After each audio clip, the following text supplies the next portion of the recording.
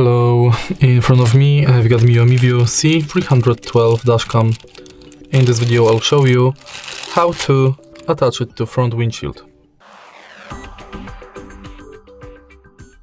Firstly, let's prepare the holder.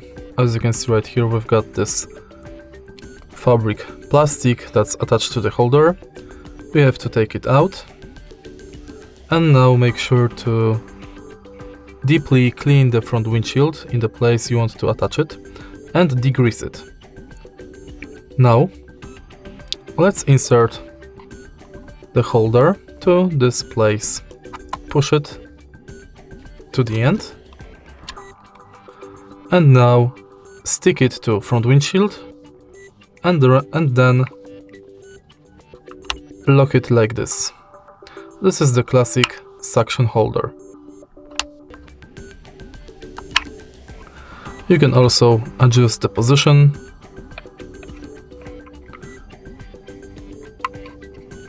And that's basically it. If you find this video helpful, please leave a like, comment and subscribe.